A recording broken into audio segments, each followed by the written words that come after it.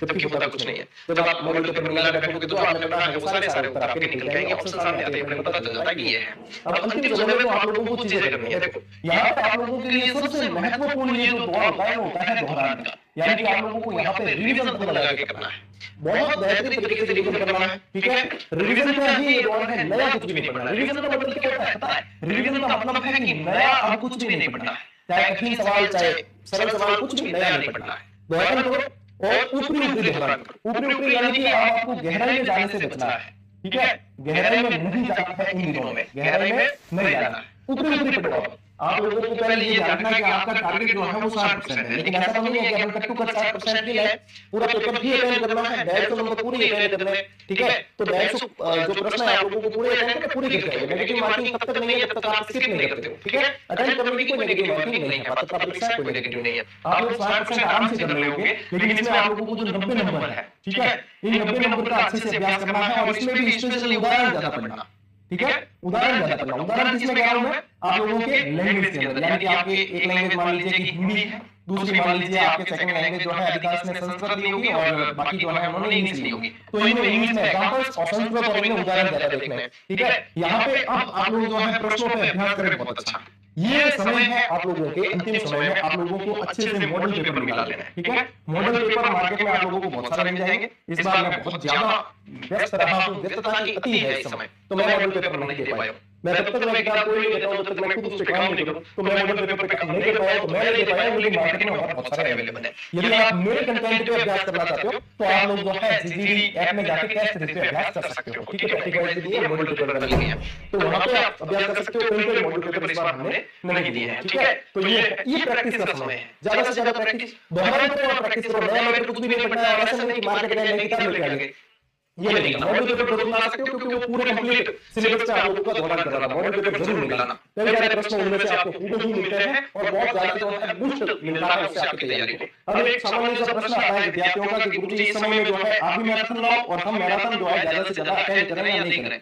तो देखो marathon attend करना आप लोगों की खुद की इच्छा है। मैं ये कहूंगा कि आप लोग जो है 8 से 12 घंटे वाली जो मैराथन आती है, ये जितनी कम अटेंड करें वो आप लोगों के फायदा है। ठीक है, हाँ आप लोग ऑनलाइन स्टडी कर रहे हो 1-2 घंटे, ज्यादा से ज्यादा जो है आप 4 घंटे में मान लेता हूं कि ये कर लीजिए। 4 घंटे तक कोई क्लास नहीं लेते तो कोई बात नहीं, इसके बाद में आप सिर्फ देखते हैं उसे, वो जो है इतना फायदा नहीं करती। मैं समझता हूं कि आप लोगों ने 12 घंटे जो है मान लीजिए मेरी मैराथन देखी या 14 घंटे की आपने मेरी कोई मैराथन देखी, मैं लेके आ गया। ठीक है, तो इसमें आप लोगों ने मान लीजिए 500 प्रश्न पढ़े मेरे से। ठीक है, लेकिन यही 12 घंटे आप कंटिन्यू करने के साथ यदि बैठ गए कहीं भी बैठ गए लाइब्रेरी में, तो ये 500 की जगह आप 2500 प्रश्नों पे अभ्यास कर लोगे, यानी अपने लेवल पे आप 2500 आराम से पढ़ के याद कर लोगे। तो मुझे आप बता दीजिए फायदा किसमें?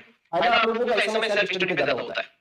हम खुद भी, मैं खुद भी मेरा तो लगाऊं तो यार इस बार मेरे भाई नहीं हो रहा है समय से, तो ठीक है एक आध दे भी दूं तो पता नहीं, लेकिन एक्चुअली जो है सच्चाई टीचर की बिहाफ पे मैं मतलब बस अपनी टीचर की एक सच्चाई बताऊं, मेरी खुद की ही आप मान सकते हो, स्वीकार करो, तो ये है कि अंतिम समय पे ऑब्जेक्टिव प्रश्नों वाली क्लासेस बढ़िया चलती है, यानी कि व्यूज अच्छे आते हैं। व्यूज अच्छे आने का मतलब है कि YouTube भी प्रमोट करता है, YouTube भी प्रमोट करने का मतलब है कि सब्सक्राइबर भी बढ़ते हैं और व्यूज अच्छे आने का मतलब ये ऐड भी ज्यादा चलती है, रेवेन्यू भी अच्छा बनता है। तो सीधी सी सच्चाई ये है कि यदि मैं मैराथन लेके आऊंगा 12 घंटे की, तो उसमें 60% 70% फायदा मेरा है, 30% आप लोगों का है।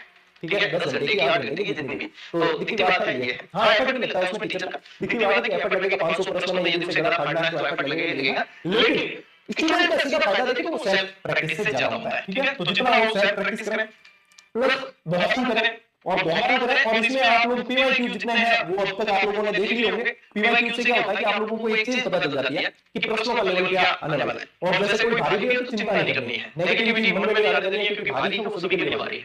60% आप आराम से हंसते खेलते कूदते ले आओगे यदि आप रिलैक्स होकर एग्जाम देने जाओगे। ठीक है, अभी एक एडमिट कार्ड भी आप लोगों को जैसे कल से आ जाएंगे, तो अधिकांश बच्चे, मैं चाहे कितना ही यहाँ से गला फाड़ लूं कितना ही बता दूं, अधिकांश बच्चे जो है कल एडमिट कार्ड आने के बाद उससे लगाकर 24 घंटे तक, 24 तो मैं फिर भी कम कर रहा हूँ, 48 घंटे तक मैं कह रहा हूँ कि बच्चे इस बात पे डिस्कस करेंगे और इस बात पे व्यक्त करेंगे कि भैया तेरा सेंटर का आया मेरा नहीं आया, तो जो है खुला है जो फेसबुक पर पोस्ट डाल के मेरा सेंटर में आया और यहाँ किसका आया, जबकि वहां पे गलत किसी का आया उसको कोई लेना देना नहीं है, लेकिन क्योंकि कमेंट चेक करेगा कि इसका भी है, कोई मतलब नहीं है।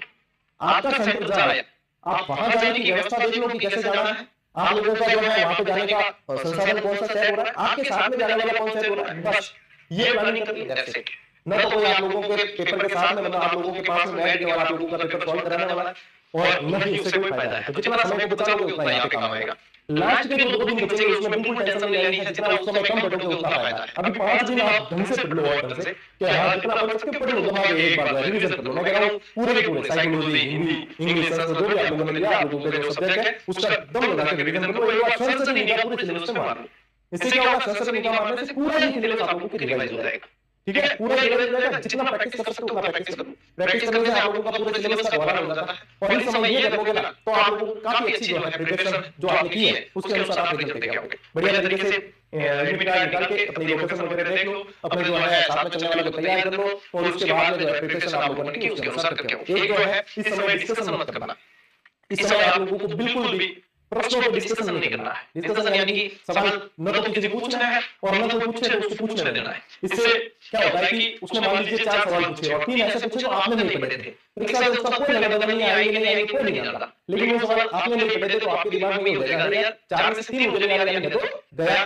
इसलिए ऐसे किसी भी सवाल पे अंतिम समय पे डिस्कशन नहीं करना चाहिए। कोई भी जो है डिस्कशन नहीं करना, गहराई में नहीं जाना है। ठीक है, ज्यादा गहराई में नहीं, ऊपरी ऊपरी रिवीजन कर लो, बहुत बढ़िया तरीके से आप एग्जाम निकाल लोगे। ठीक है, और सलाह की अति से बचना, बहुत ज्यादा सलाह नहीं, नेगेटिविटी से बचो, उससे दूरी करो जो आपको कहे कि यहाँ कोई मतलब नहीं है, पेपर लीक होते हैं, ये फलाना ढीमका, बहुत सारी नेगेटिविटी आती है इस दुनिया में। पॉजिटिविटी देने वाले बहुत कम है, नेगेटिविटी वाले तो भरे पड़े हैं। ठीक है, भर भर के आएगी तो नेगेटिविटी अंदर नहीं आने देनी है। बी पॉजिटिव एकदम बढ़िया तरीके से। जब आपने अपनी पढ़ाई के साथ में न्याय किया तो आप लोग बढ़िया करके आओगे। हाँ, ये कोई सोच रहा है कि मुझे इसमें 7 दिन का कोई ऐसा मंत्र बता देंगे या कुछ ऐसे प्रश्न बता देंगे कि उसी के पेपर में वही प्रश्न आ रहे हैं या मैं इतने समय में पढ़ाऊंगा लेकिन 7 दिनों में मैं ये चीज पढ़ूं और एग्जाम निकालूं 60% ले, तो बेटा ये संभव नहीं है।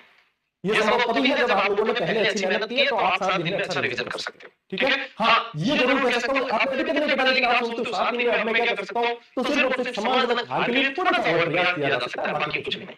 तो यहाँ पे जो है आप लोगों को ये चीज क्लियर करनी है कि अभी तक आप अच्छा पढ़ते आ रहे हैं तो बिल्कुल पॉजिटिविटी के साथ में अभ्यास बहुत बढ़िया, दोहराना बहुत बढ़िया, गहराई में ज्यादा नहीं जाना है, डिस्कशन नहीं करना है और फालतू सोशल मीडिया पे फालतू का समय व्यर्थ नहीं करना है, नेगेटिव लोगों से दूरी बना लेनी है और